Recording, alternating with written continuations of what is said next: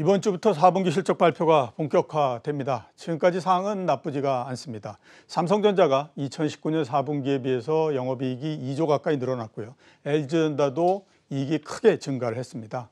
다른 조그만 종목들도 사정이 거의 비슷합니다. 매출액은 그다지 늘어나지는 않았지만 이익이 굉장히 크게 늘어나고 있는 상황이 거듭되고 있는데요. 4분기 실적이 주식시장에 어떤 영향을 미칠지 알아보는 시간을 갖도록 하겠습니다. 이상재 유진투자증권 이코노미스트 이진우 GFM 투자연구소 소장 나오셨습니다. 예, 안녕하십니까? 안녕하십니까? 안녕하세요. 자, 먼저 국내 시장서부터 한번 좀 여쭤보도록 하겠습니다. 주가가 2주 전인 오늘 장중에 3,266까지 올라갔다가 그날 또 엄청나게 빠졌다가 막 그 요동을 쳤었는데 지금 2주 동안 계속해서 그 위에서 이렇게 계속 머물러 있는 상태입니다. 오늘도 주가가 상당히 좀 상승을 했고 해서 시장이 아무튼 하루하루가 상당히 급변한다라는 생각이 드는데요. 우선 우리나라 시장에 대해서 어떻게 지금 보십니까? 이사님부터 한번 좀 말씀해 주시겠습니다. 예, 부자가 망해도 3년 간다라는 그런 속담이 생각날 정도로 예. 아주 강한 장인 것 같고요. 결국은 그동안에 이제 작년도 이 10월 이후에 이렇게 가파른 상승세를 이끌었던 어떤 증시의 여건이 지금 큰 변화가 없는 이상은 상승 기조가 쉽게 꺾이지 않는다, 쉽게 꺾이기도 어렵다라는 것을 대변하는 것 같습니다. 무엇보다도 결국은 이제 경제 회복 기대를 바탕으로 해서 우리나라 기업들, 코스피 기업에 대한 영업이익 전망치를 보면은 작년에 2020년에 약 133조 원이었는데 지금 올해 188조 원, 내년에 222조 원. 그러니까 이익이 계속 개선될 것이다라는 기대가 있고요. 결과적으로 지금 한국과 미국의 기업들의 현금 흐름이 굉장히 좋다는 점이 시장을 어떤 긍정적으로 보는 그런 배경인 것 같습니다. 우리나라 같은 경우에 우리나라 기업들의 어떤 그 부채 대비 현금 흐름을 본다면은 지난 2010년부터 시작해서 2019년까지 한 10년 동안 대략 한 27% 수준이었거든요. 예. 그게 이제 작년도 3분기에 31% 늘어나면서 기업들이 현금 흐름 좋은 게 결국은 작년도 내내 이어진 설비 투자의 어떤 개선 흐름, 이게 이제 결국은 경제 성장과 기업 이익이 계속 선순환될 수 있다, 이런 기대를 만들고 있고요. 미국 같은 경우에도 총 자산 대비 현금 비중을 보면은 지난 2010년부터 2019년까지 대략 한 10% 내에서 계속 움직여 오던 게 지금 작년도에는 13에서 14%로 현금 흐름이 늘어났습니다. 굉장히 코로나19 때문에 충격을 받았지만은 예. 결국 강력한 경기 부양 정책으로 이런 정부의 지원책이 이어지면서 현금 흐름이 개선이 됐고요. 우리가 알고 있는 것은 미국 기업들이 현금이 좋아지면은 대부분 설비 투자도 하겠지만은 주식시장의 우호적인 배당이나 자사주 매입, M&A 같은 거 하니까 이런 것들이 시장에 대한 긍정적인 기대, 결국 이 바탕에는 경기 우호적인 정책이 계속되고 있다는 것들이 뒷받침이 되는 것 같습니다.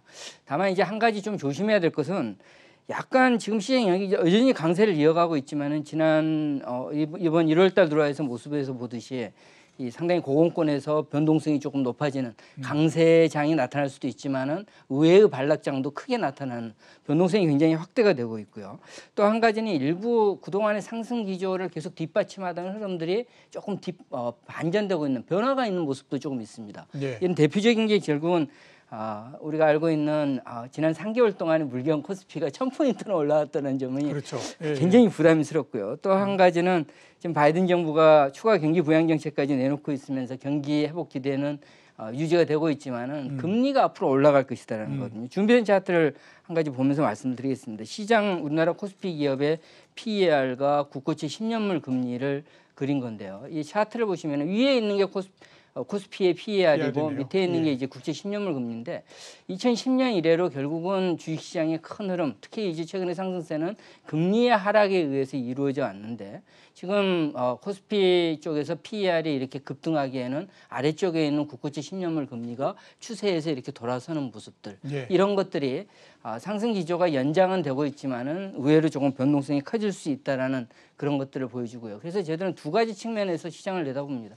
역시 한 가지는 상승 기조가 이어지더라도 굉장히 이 순환이 빠르게 이루어지면서 변동성이 커질 수 있다는 점 하나와, 두 번째는 이렇게 되면 지수가 좀 상승 부담이 있지 않겠는가. 예. 그렇다면 코스피보다는 코스닥 쪽에 종목이 좀 유망할 수 있다라는 점입니다. 이 두 번째로 준비된 차트를 하나 보면서 말씀드리면은 이게 이제 코스피 기업과 코스닥 지수의 작년도 이래로 작년도 3월달 저점을 100으로 했을 때 코스피와 코스닥의 움직임이 상단에 나와 있고요. 아래쪽에 있는 것은 코스피 대비 코스닥이 어떻게 움직였냐를 예. 보여주는 상대 강도를 강력하게 엇갈렸네요. 예, 강력하게 엇갈렸는데요. 이게 특히 보시면은 작년도 10월 말 이후에 2달, 3달 가까이 가파르게 지수가 올라오면서 코스닥보다 코스피가 훨씬 더 많이 올라가는 모습. 그래서 예. 코스피의 상대 강도가 굉장히 우하향 쪽으로 떨어졌지만은 최근 이번 1월 달 들어와서는 이 코스닥 구체적으로 이제 1월 11일부터 지난 주말까지의 모습을 보면은 코스피는 0.2% 하락한 반면에 코스닥은 0.3% 상승했고 약간의 반전이 생기면서 코스닥의 상대 강도가 조금 멈췄다라는 것을 보여주고요. 저희들이 다시 한번 말씀드리지만은 굉장히 상승 기반이 여전히 상승 기조가 유지되고 있지만은 변동성이 조금 높은 다시 말해서 경제회복 기대는 유의하지만은 단기 급등에 대한 부담감이 있으면서 지수에 대한 지수가 가파르게 계속 올라가기에는 좀 부담이 있는 모습과 두 번째는 개인의 풍부한 자금이 이어지고 있다는 거. 이 두 가지가 결부가 되면은 코스닥을 중심으로 한 종목 장세의 흐름이 나타날 가능성이 크다라는 게 과거 이제 우리 아노말리 주식시장의 어떤 대표적인 이례적 현상 중에 하나가 연초에는 중소형 장세가 중소형 종목이 강하고 예. 썸머랠리인 7, 8월에는 대형주가 강하다는 이런 특징과 결부해서 봤을 때 코스닥 시장이 앞으로 조금 더 지금은 상대적으로 좀 더 유망해 보이는 그런 국면이 전개될 수 있다라고 예상이 됩니다. 예, 알겠습니다. 자, 소장님 어떻게 보십니까? 지금 국내 시장. 지금 이제 이상재 이사님 이제 설명을 들으면서 어떤 기업 실적 측면에서의 어떤 전망이 개선되고 있다. 뭐 그런 거나 예. 뭐 유동성 환경, 시장 주변 환경이 굉장히 완화적인 상태에 변함이 없고 하는 이런 부분들에서 이제 그 부분이 이제 동의가 되는데 의문은 그겁니다. 예. 그걸 개인들만 아나? 그렇죠. 외국인은 그러면 예. 모르는가 그거를? 외국인도 알고 기관도 알고. 알 텐데. 네. 그래서 지금 이거 이제 이 차트 한번 보시겠습니까? 작년 1월 2일부터 해서 작년 초부터 해서 지난 주말까지입니다. 지금 이 팬데믹으로 3월 19일 저점 찍을 때까지 외인이 얼마를 팔고 개인이 얼마를 샀는지 보이시죠? 자, 그다음부터 1일입니다. 이제 8월 이제 여름 장까지 쭉 가면서 한 개인이 19조 사는 동안에 외인과 기관은 팔았고요. 예. 그다음에 이 조금 지리했던 이 여름 이후에 10월 말까지 이 기간 동안도 개인은 거의 10조 가까이 샀습니다. 예. 그다음에 요 구간 11월 2일부터 27일까지가 외국인들이 바짝 한번 삼성전자하고 하이닉스 가지고 지수를 땡겼던 상황이죠. 요때만 개인이 팔았습니다. 예. 그다음에 11월 30일부터 이제 지난 주말까지는 또 개인이 다시 바통을 받아서 20조를 샀어요. 이 기간 어느 구간을 보더라도 기관은 한 번도 순매수를 보인 적이 없습니다. 예. 외인이 한 번 이렇게 매수를 했던 게 11월 초부터 27일까지. 작년부터 해서 지난 주말까지 개인 61조 5천억. 외인과 기관은 이 정도. 연기금 포함해서. 기타 법인도 뭐 자사주 매입이 됐건 그냥 주식 매수가 됐건 3조 정도로 샀고요. 근데 이제 무서운 거는 추세는 함부로 맞서지 말아야 되는데 지금 여기서 아마 이제 이렇게 전망은 됩니다. 거래량도 줄어들고 있고 RSI 고점도 지난번 고점보다 낮기는 하지만 이게 지난번 3266도 살짝 올랐을 가능성은 있어 보입니다. 그러나 RSI 고점이 그때 가서도 올라갈 것인지는 불분명하고요. 즉 기술적인 다이버전스를 만들고 있는 과정이라는 것이고 코스닥도 똑같습니다. 같은 구간이에요. 같은 식으로 이렇게 쭉쭉 해보면은 개인만 쭉 삽니다. 어느 구간도 개인이 순매도를 보인 적은 없습니다. 예. 기관은 주구장창 팔았고요. 외인이 이제 11월부터 조금 사고 있습니다. 조금입니다. 그래서 보니까 외인들의 매도가 그렇게 코스닥에서는 많지는 않은데 기관 팔고 개인 사고. 근데 숫자가 안 맞아요. 보니까 기타 법인이 6조 넘게 팔았습니다. 그러니 코스피하고는 다르게 이쪽에서는 코스닥 대주주들이 너무 고마운가 봐요. 이렇게까지 올려주니까. 예. 그래서 뭐 저렇게 나갔는데 여기서도 지금 이제 이런 상황입니다. 이래 보고 있으면은 요즘은 우리 지수 딱 열리고 그리고 투자자별 매매 동향을 보면은 두 가지 장면이 떠오르는데요. 예. 옛날 그 동물의 왕국 같은 데 자주 봤는 그 아마존의 그 피라니아 그쪽에 뭐 잘못 사람이 건너가든 무슨 큰 짐승이 지나가다가 10분도 안 돼서 뼈도 못 추리죠. 아니면은 저기 뭐 메뚜기 떼가 한 번씩 이렇게 확 하면은 그 지역의 밭이 초토화되는 것처럼 지금은 감당이 안 되는 것 같습니다. 예. 지금 이 소위 말하는 개인들의 매수 자금이 어느 정도 소진될 때까지는 이 흐름이 그냥 계속 갈 것 같네요. 예. 뭐 네. 워낙 그 많은 돈을 가지고 지금 주가를 올리는 상태이기 때문에 이런 상태가 되면 이제 그 어지간해서는 조정이나 이런 것들을 그렇게 허용하지 않죠. 아마 그런 모습이 지금 시장에서 계속되고 있는 게 아닌가라는 생각이 좀 들기는 합니다. 자, 국내 시장 관련해서 이상재 이사님께 한 2개 정도 질문을 좀 드리도록 하겠습니다. 4분기 실적 발표가 이번 주서부터 본격적으로 진행이 됩니다. 대충 아무튼 이런 업종은 괜찮지 않겠냐라고 해서 이게 회사에서 꼽은 그런 업종이 있을 것 같은데 대충 어떤 업종 쪽에 지금 그 관심을 갖고 계십니까?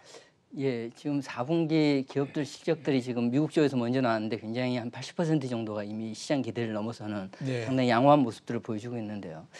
저희들 뭐 우리나라 이제 이번 주부터 본격화되는 4분기 기업들의 실적도 그렇게 나쁘지는 않을 것 같습니다. 근데 저희들이 조금 주목해야 되는 것은 지금 우리가 계속 얘기했던 것처럼 주가가 가파르게 단기간에 올라오면서 이런 부분들은 상당히 반영이 돼서 예. 조금은 생각을 달리해야 되지 않는가라는 측면이 있고요. 첫 번째 생각했던 것은 올해와 내년에 이제 구조적으로 이렇게 세계 경제 내지는 우리 경제 성장을 주도하는 이런 업종들 이런 쪽은 여전히 계속해서 좀 유망하지 않겠는가. 우리가 알고 있는 대표적인 부분들이 뭐 반도체나 2차 전지, 친환경 에너지 관련 쪽 이런 쪽은 여전히 주도주로서 이번 실적 시즌에서도 계속해서 주목이 되는 업종이다라고 이제 첫 번째 봐야 할 것 같고요. 예. 두 번째로 저희들이 생각했던 것은 말씀드린 대로 주가가 단기간에 급등했으니까 지금 이 실적이 좋아지더라도 이미 주가에 반영된 것보다는 주가의 반영 정도가 조금 상대적으로 주가 반영 정도가 조금 덜한 업종들을 조금 찾아보자. 예. 이런 것들이 조금 중요한 것 같습니다. 그래서 최근 3개월 동안에 이 애널리스트들이 추정한 2021년 영업이익이 개선되는 폭이 큰 업종들 상위 업종들을 한번 짚어보면은 대략 이제 운송이나 디스플레이, 철강, 화학 등이 이렇게 상당히 개선폭이 좀 커지고 있는 경기 회복을 반영하는 이런 모습들로 나오고 있는데 예. 상대적으로 최근 3개월간 기업들의 실적이 개선되는 폭에 비해서 주가의 상승이 조금 미진한 업종들을 보면은 운송이나 미디어, 보험, 디스플레이 이런 쪽이 상대적으로 조금 미진합니다. 그래서 예. 지금 오늘 굉장히 시장이 강하지만은 큰 흐름 쪽에서는 변동성이 조금 커질 수 있는 이런 장이다라는 것을 전제를 한다면은 말씀드린 대로 이미 주가 상승폭이 많이 반영된 그래서 실적이 개선되지만은 주가가 반영이 된 업종보다는 이런 업종 쪽에서 오히려 조금 더 유망한 흐름이 나오지 않겠는가 이런 업종에 좀 주목을 해야 된다 하는 점을 말씀드리겠습니다. 예. 운송, 디스플레이, 철강, 화학이 이익이 좀 더 개선되지만 주가가 반영되고 안 반영되고 차이가 있기 때문에 뭐 이 업종 외에 또 다른 쪽도 좀 관심을 가지셔야 된다라고 이제 말씀을 해주셨고 또 하나 여쭤볼 게 반도체 관련한 부분들입니다. 예.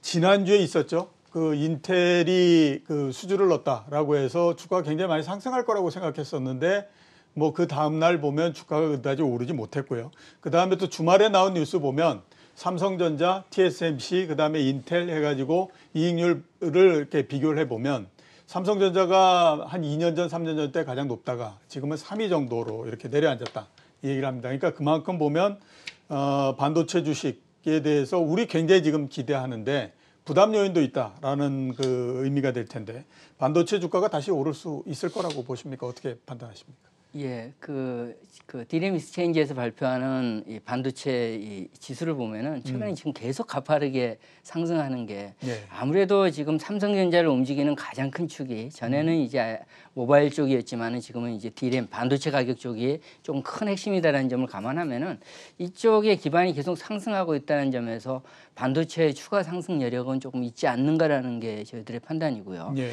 저희들이 이제 지난주에 발표된 이 넷플릭스 실적이 굉장히 재밌었습니다. 뉴욕 증시를 강하게 예, 반등을 그렇죠. 시켰던 예. 그 요인인데 이게 이제 대표적으로 이 소위 말해서 그 온라인 서비스업 저쪽에서 가입자들을 보면은 작년 4분기에만 850만 명, 또 이제 전년비 연간으로 보면은 3,700만 명 증가를 해서 당시에 이제 사상 최대 증가를 했다는 건데 이런 것들이 대표적으로 우리가 코로나19가 여전히 상존한 상태에서 언택트 시대에 수혜를 받고 있다는 거고 이런 언택트 기술 기업들의 수혜는 결국은 반도체 수요의 증가로 연결될 수 있는 상황이 최근에 반도체 가격의 상승으로 계속 이어지고 있는 그런 모습으로 보여집니다. 그래서 이런 것들을 감안해 본다면은 지금 지금 삼성전자를 움직이는 힘이 반도체 가격이 결국은 가장 큰 동인이라는 점에서 이 반도체 쪽에 대한 수요 우위 장세가 지금 상당 기간 올해에 이어서 내년도까지 예상되는 상황임을 감안하면은 삼성전자는 뭐 많이 올랐고 또 다른 것에 비해서는 조금 덜 오른 측면도 있기는 있지만은 여전히 반도체를 중심으로 한 삼성전자의 상승 동력은 좀 유효하지 않겠는가 이런 판단이 듭니다. 예, 상승 동력은 유효하다 이렇게 말씀하셨고요. 자, 이제는 미국 시장으로 한번 넘어가서 여쭤보도록 하겠습니다. 소장님께 먼저 여쭤볼 텐데요. 미국 시장이 최근에 보면 다시 또 사상 최고치를 넘어서 전진을 하고 있습니다. 미국 시장 어떻게 지금 진단하고 계십니까? 네, 조금 이렇게 다우하고 S&P 500이 조금 이렇게 올라가는 모양새가 탄력이 좀 다릅니다. 다우 같은 그렇죠. 경우는 다우 지수 보시면 이 상황인데요. 여기서 이제 데일리로 보시면 옆에 이 부분이 이제 뭐 사상 최고치 경신 중이긴 합니다만 조금 지지부진하죠. 위클리 차트도 이렇게 최근 3개 정도의 주봉이 뭐 이렇게 횡보라고 할 만한데 이 선 깨지기 전까지는 뭐 걱정 없다 하실 수 있겠죠. 우상향하고 있는 저점끼리 연결한 추세선. 나스닥은 위클리 모양이 아까 다우하고 확연히 다릅니다. 계속해서 치고 올라가는 그런 상황인데 재밌는 거는 넷플릭스 같은 경우죠. 이런 식의 갭이 나오고 이날 17% 오른 날 아닙니까? 예, 그렇죠. 17% 오른 날인데 17% 훌쩍 올라주니까 거래량 터지는 거 보니 고맙다 싶어서 이렇게 또 털고 나오는 세력도 있어요. 예, 그런 게 보이는데 재밌는 게 이제 작년 연간 보니까 2019년 말 323불대였던 게 얼마 전입니다만 작년 말에는 540불까지 67% 올랐습니다. 이 넷플릭스만. 근데 보니 매출은 연간 22% 정도 올랐다는 것이죠.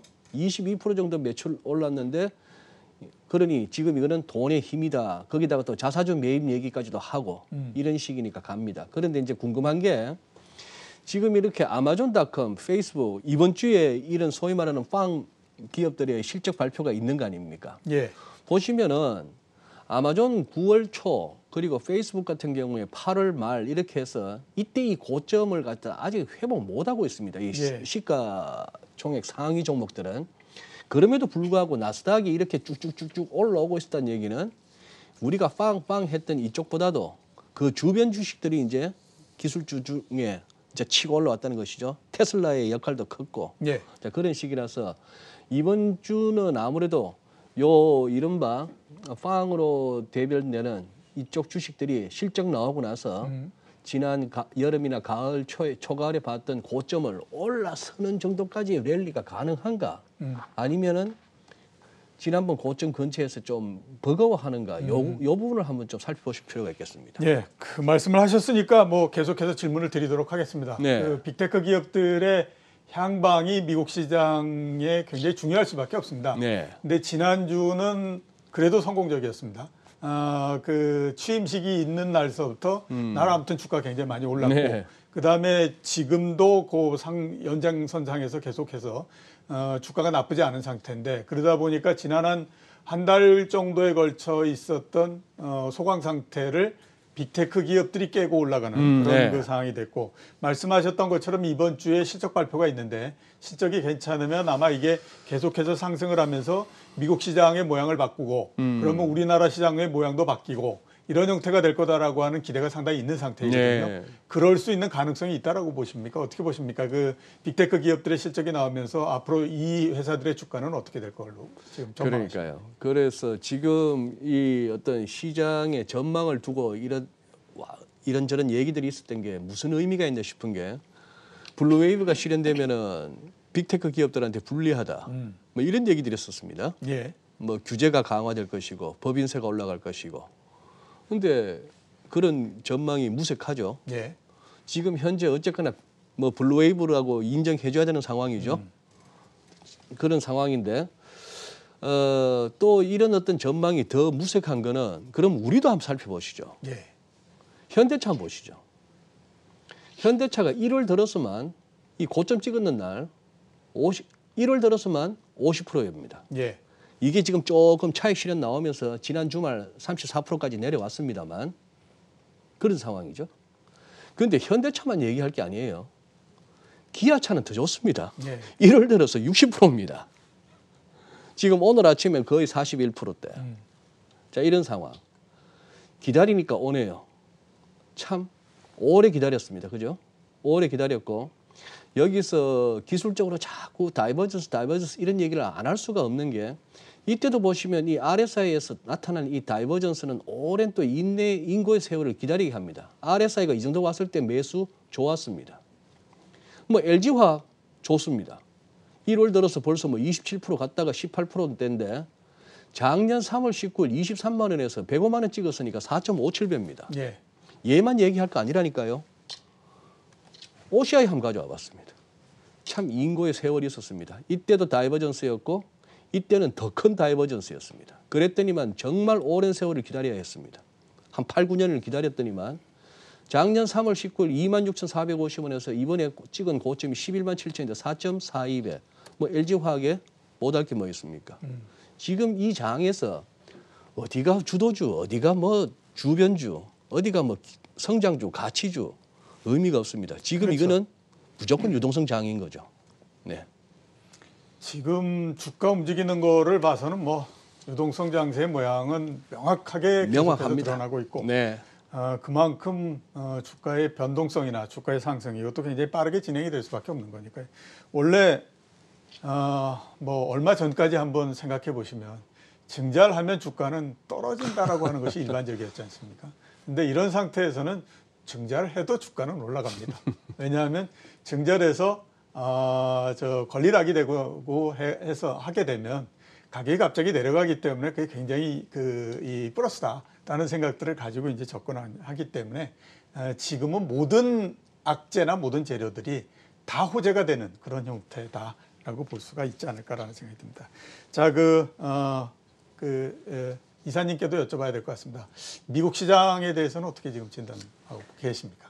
예, 지금 상승 기조가 이어지고 있죠. 지난주 다우는 0.6% 조금 올라왔었지만 횡보였고 S&P는 1.3% 정도, 나스닥은 한 4% 정도 올라왔는데 약간 우리하고 차이점은 우리보다는 좀 못하죠. 그렇죠. 지금 상승 기조가 예. 유지되지만은 미국 같은 경우에는 상승 탄력이 상당히 둔화됐다라고 봐야 하는 게 예. 지금 미국의 상황인 것 같습니다. 그렇죠. 유럽은 더 둔화된 것 같고. 예, 유럽은 지금 그 경제 봉쇄가 본격적으로 훨씬 더 코로나19에서 강하기 때문에 훨씬 더 상대적으로 부진하고요. 미국은 코로나19가 있지만은 경제 봉쇄를 강화하지 않았던 게 지금 상승을 시켰는데 저희들이 지금 뉴욕 증시에 대해서 생각하고 있는 것은 좀 상승 동력이 추가로 필요한 장이다라고 첫 번째 생각을 합니다.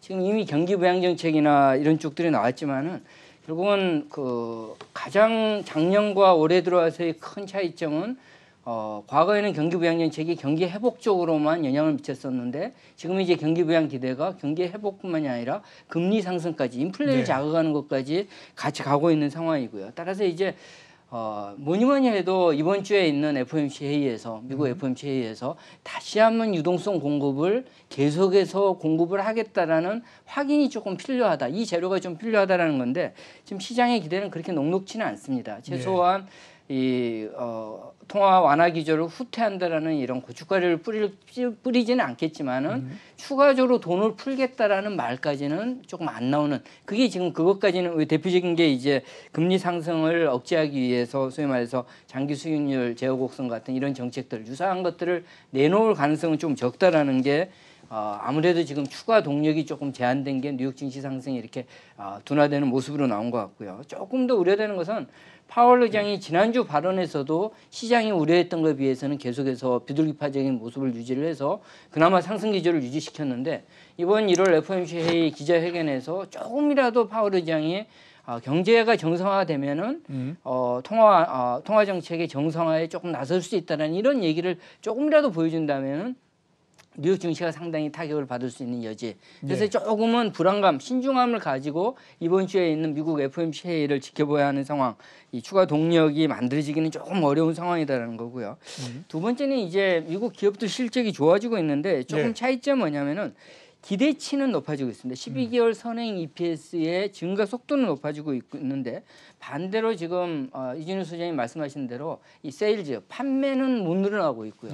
또 트레일링이라 그래서 이게 이제 기대치가 아니라 지난 실적으로 나타난 EPS의 흐름을 보면은 기대치와 상당히 조금 괴리를 보이고 있어서 정말로 이제 그 미국 기업들의 시장 이익이 좋아질 것이라는 기대가 이루어질 수 있느냐에 대해서 약간의 일말의 불안감은 조금 있다. 더군다나 지금 우리가 익히 알고 있는 게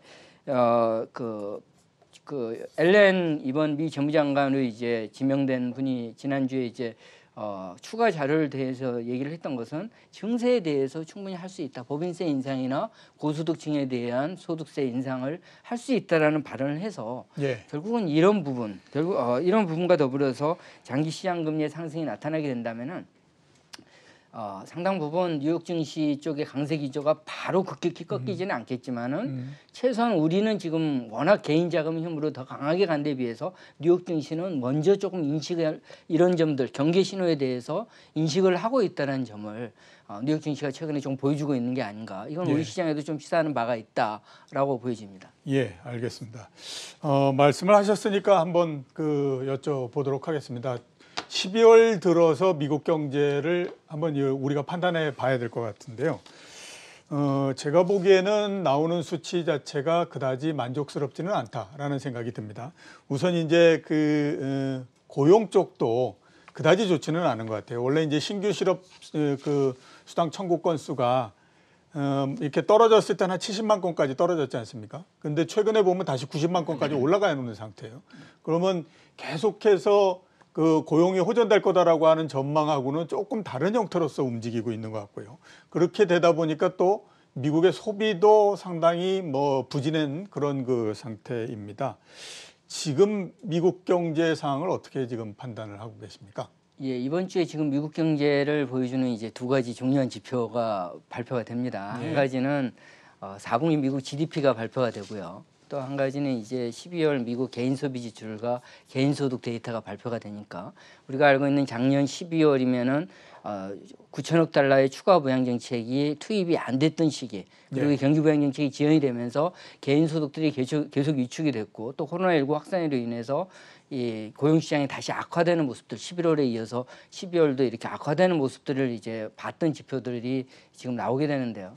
그래서 지표들은 지금 조금 부진할 겁니다. 이미 작년 11월부터 나왔던 미국의 어떤 경제 지표들이 둔화가 나오는데 이게 한 가지 좀 조심해야 되는 게 시장은 여기에 큰 비중을 두지는 않을 것 같거든요. 왜냐하면은 9천억 달러의 경기 부양 정책, 우리가 알고 있는 400억 달러의 현금 지급이나 실업 보조금의 다시 이렇게 지급 같은 것은 이번 1월 달부터 다시 진행이 되면서 최근에 나타난 리얼타임 미국 경제 지표들, 레스토랑 방문이랄지 이런 것들을 보면은 1월 중순 이후에 다시 이런 9천억 달러 경기 부양 정책의 효과를 보이면서 미국 경제 지표들이 좋게 다시 좀 개선되는 모습이거든요. 그러니까 작년도 11월, 12월이 안 좋지만은 1월 달은 좀 반전이 될 거고 결과적으로 놓고 보면은 지금 1조 9천억 달러가 언제 통과될지에 대해서는 좀 논란의 여지가 있지만은 지금 한은이 추정했던 것처럼 9천억 달러가 미국 GDP를 올해 한 2.5%포인트 정도 끌어올리고 만일에 1조 9천억 달러가 통과가 된다면은 이거는 굉장히 큰 규모죠. 거의 한 6% 내외 포인트 정도. 물론 민간 부분은 구축 효과로 인해서 조금 둔화가 될 거니까 바로 이렇게 GDP 성장으로 연결이 되지는 않겠지만은 이런 정책들이 있는 상황이기 때문에 지금 미국 경제가 고용 지표가 둔화된 게 이런 이니셜 클레임들의 흐름 같은 것들이 과거 같으면은 뉴욕 증시를 굉장히 꺾는 요인으로 작용을 했을 텐데 지금은 이제는 올드 데이터다. 이것보다는 앞으로 정말 1분기 이후에 미국 경제가 민간 부분에서 자생적으로 회복될 것인지에 대해서는 조금 더 지켜봐야겠지만은 우리가 작년에 목격했듯이 부양 정책을 통해 가지고 그 인터벌 기간 올해 1분기나 2분기 중반까지는 부양 정책으로 미국 경제 지표가 다시 버틸 수 있다. 여기에 지금 아직까지는 미국 가계가 워낙 작년에 현금을 많이 받아가지고 그걸로 저축을 많이 해놓다 보니까 이걸로도 지금 소비를 조금 버틸 수 있다라는 이런 어떤 기반의 여건의 변화와 더불어서 미국 경제에 대해서 작년 4분기 지표들이 조금 부진한 것에 대해서 뉴욕 증시가 크게 신경을 쓸 가능성은 좀 적고요. 예. 적은 상황이 아닌가 그렇게 보여집니다. 예, 부양책으로 계속해서 경제를 꾸려나가야 된다. 참 별로 그렇게 나이스한 그림은 아니다라는 생각이 좀 들긴 합니다. 굉장히 그 이코노미스트들이 굉장히 그래서 조금 디스멀하다, 우울해지고 조금 예. 비관적으로 될 수밖에 없는 게 저희들이 다 같이 지난 20-30년 동안 세계 경제 흐름과 경제와 증시 간의 흐름을 보면은 부양 정책으로 끌어올린 것은 결국은 중요한 것은 민간 부분의 자생적인 회복, 그렇죠. 예, 이 셀프 서스테인드 그 지속성이 나오는 것들이 중요한 것이지 부양 정책 가지고는 이게 상승 장세가 연장되고 조금 더 갈 수는 있지만은 우리가 알고 있는 결국은 부채의 부담이라는 게 그렇죠. 중국은 기업 쪽, 이번에 미국은 정부 쪽 이런 부분들에 대한 부담을 떨쳐버릴 수 없다라는 그런 불안감은 계속 가져갈 수밖에 없는 거죠. 예, 자 소장님께 한번 이제 여쭤보도록 하겠습니다. 네. 원래의 달러가 굉장히 약세가 될 예. 거라고 전망을 했었는데 약세가 그렇게 되지는 않는 상태이고요. 네. 오히려 원화가 지금 계속해서 조금씩 계속 약세가 되고 있는 상태입니다. 환에 대해서는 지금 어떻게 판단하고 계십니까? 예. 그게 이제 뭐 달러나 미국 국채 수익률로 대변되는 금리나 지금 조금 갇혀 있는 게 예, 예.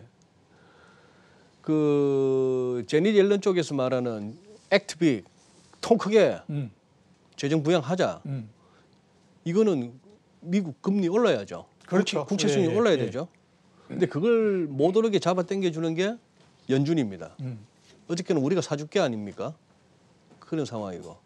옐런이 말한 그런 쪽이라면은 달러는 약세로 가야 됩니다. 그렇죠. 예, 또 펑펑 풀어 제낀다면은 이제 과연 이제 그만큼 이제 실제 1조 9천억 달러 규모가 될 것인가 부분과 어느 정도까지 수정이 되고 어떤 정도의 텀을 두고 나올 것인가 그 가운데 20이나 뭐 이런 유럽 쪽은 어떤가 뭐 이런 것도 이제 살펴야 되는데 우선 저 같은 경우는 이렇게 기술적으로 먼저 살펴보니까 달러가 작년 3월부터 이렇게 흘러내린 다음에 상당히 과매도 국면에 와가지고 조금 반등이 났었다가 이 선을 갖다가 단숨에 뚫기는 조금 버거운 그런 국면으로 보입니다. 그렇겠죠. 네. 예.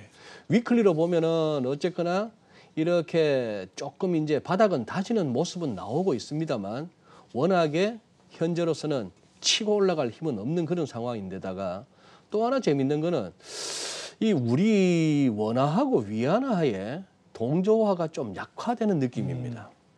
특히 이렇게 거의 비슷하게 흐르는데 최근 요 부분이죠. 그렇네요. 예, 최근 요 부분에 보면 위안 환율은 더 흘러내리는 위안 강세. 지금 바이든 되니까 신났어요. 지금 뭐 홍콩으로도 막 돈 들어가고, 예. 홍콩에서 북경으로도 들어가고, 저 상하이로도 들어가고, 상하이에서도 홍콩으로 막 오고 왔다 갔다 외국 자본도 많이 들어가는데, 이제 중국 살판 났다 싶은지 그런 상황인데, 그럼에도 불구하고 일단 위안은 현재 레벨에서 더 그거 한데, 요 부분에서 보면은 지금 위안과의 동조화가 좀 약해진다는 예, 느낌이고, 좀 약해지네요, 확실히. 특히 위안원 재정 환율 보시면은 우리 원화가 확실히 위안보다 약해지고 있는 모습이 보입니다. 예. 그런 상황이라서 이 1,100원에서 이 국내의 외환 수급이 팽팽한 것 같습니다. 그래서 지금 밑으로 확 더 밀지도 못하고 위로 올라가기는 여전히 무겁고 그런 상황이라서 조금 보셔야 될 것 같은데 FOMC하고 이번 주 이렇게 확인할 게 많으니까 예. 한번 달러 인덱스 기준으로 90 예. 그 부분이 이렇게 어느 정도 탄탄한가를 한번 확인하실 필요가 있는 것 같습니다. 글쎄요. 앞으로 확인해야 할 필요가 있긴 하지만 현재까지 생각하면 잘안 밀립니다. 예, 89, 90에서 전혀 이렇게 세게 밀리지 않는 네. 형태를 보면 원래 그 가격이라는 것이 밀다 그 안 밀리면 그 다음에 반대로 굉장히 빠르게 튀어버리지 않습니까? 예. 그래서 제가 보기에는 그런 반전이 갑자기 벌어지는 게 아닌가라고 하는 생각이 상당히 많이 드는데 어떻게 뭐 그럴 가능성은 어떻게 지금 보십니까? 지금도 CNBC 잠시 들어가 보니까 대문 기사가 컨테이너선 운임이 300% 뛰었다는 거예요. 네. 이런 겁니다. 그렇게 작년 한 해 물동량 확 줄고 이러니까 다들 또 접었다가 예. 이제 또 갑자기 경기가 사니까 배를 못 구해서 날린 거예요. 그러니 운임이 300%가 뛴다. 예. 이런 상황. 예전에 뭡니까 그 BDI 같은 거 예. 얼마나 난리 쳤습니까? 그런 거 보면은 이게 갑자기 진짜 경기 풀린다고 확 오던 게 이러다가 갑자기 전혀 걱정 안 하던 인플레가 올지도 모르는 거고 지금 어쨌거나 많은 것이 이렇게 격변기는 분명한데 그래도 돈은 많고 저금리는 계속 간다고 얘기했으니 그것이 어떤 자산 시장에서 비트코인도 밀리니까 여지없이 또 들어오는 거 보세요. 예, 그러니 그렇죠. 아직까지는 이 자산 시장에서의 랠리가 뭐 한 8분응선, 9분응선 걷기는 한데 잘 꺾이지는 않는 그런 예. 상황 같습니다. 제 전화 연결할 때에 얘기를 했던 것 같은데 지금 시장은 전망하는 게 아니라 대응하는 거다. 순응하는 거다. 맞습니다. 그 말이 맞는 거 아닌가라는 생각이 듭니다. 자, 오늘 나와주셔서 대단히 감사합니다. 예, 고맙습니다. 지금까지 이상재 유진투자증권 이코노미스트 이진우 GFM 투자연구소 소장이었습니다.